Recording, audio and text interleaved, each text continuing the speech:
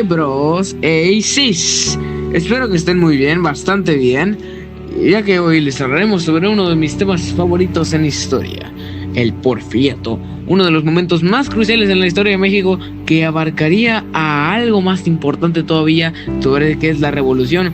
Pero no nos adelantemos y vamos ahora con el Porfiriato. Así que, historiadores, pónganse cómodos, somos los viajeros del tiempo y vamos allá. El Porfiriato fue un periodo de historia de México que abarcó desde 1876 hasta 1911, durando 35 años, en el cual Porfirio Díaz ejerció un control casi absoluto sobre el país. Este periodo se caracterizó por la centralización del poder y la represión de la oposición política, y un enfoque en el desarrollo económico a través de la inversión extranjera y la modernización de la infraestructura. Aunque se lograron avances en la economía, también se generaron desigualdades sociales y tensiones que eventualmente llevaron a la Revolución Mexicana, el tema que hablaremos mucho después.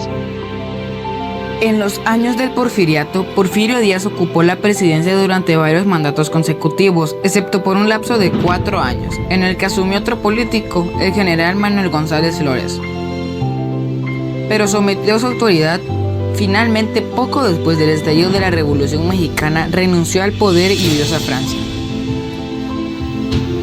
Porfiriato fue una etapa compleja de la vida política mexicana, pues fue un momento de gobernización, pero también de anulación de libertades políticas, donde un único jefe político gobernaba de manera autoritaria. Etapa compleja de la vida política, la nación.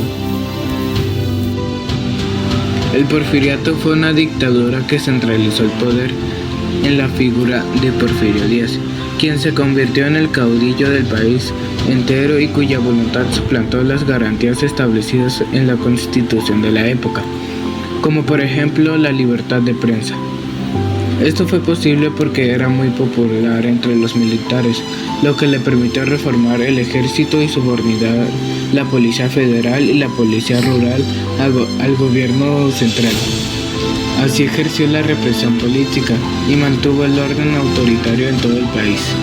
Sin embargo, esto no impidió que hubiera rebeliones, levantamientos y protestas y conflictos, pero ninguno logró hacer tambalear al gobierno. La continuidad del Porfiriato se tradujo en un auge material, fruto de la apertura a la inversión extranjera y de la liquidación de terrenos ociosos, que fueron vendidos a propietarios privados. Estos se convirtieron en grandes terratenientes, mientras que la mayoría de los campesinos permanecía sin tierras. Así, los cultivos, café, azúcar, algodón aumentaron considerablemente, al igual que la actividad minera, plata, hierro, cobre, plomo y la explotación petrolera. Al mismo tiempo, el gobierno insistió en la modernización del país, por lo que invirtió en obra pública y en la expansión de la red ferroviaria, cuyas dimensiones alcanzaron 23,000 kilómetros, en comparación con los casi 700 kilómetros que tenía en 1876. Porfirio Díaz había sido un destacado militar durante la Guerra de Reforma 1858-1861 y la Segunda Intervención Francesa en México 1862-1867, especialmente en esta última, donde recibió honores como héroe tras recuperar Puebla y la Ciudad de México del dominio extranjero. Gracias a ello tuvo acceso a la política, donde compitió contra Benito Juárez en las elecciones presidenciales de 1867 y 1871 y fue derrotada en ambas ocasiones. En 1872, tras la muerte de Juárez, fue derrotado también por Sebastián Lerdo de Tejada, contra quien se rebeló militarmente y consiguió apoyo debido a la impopularidad del nuevo presidente. Gracias a este golpe de estado, Porfirio Díaz alcanzó la presidencia de la nación en 1876 y convocó a elecciones para el año siguiente, donde obtuvo la victoria con la excepción de 4 años en que gobernó nominalmente Manuel González Flores de 1880 a 1884. Díaz monopolizó desde entonces el cargo de presidente de México.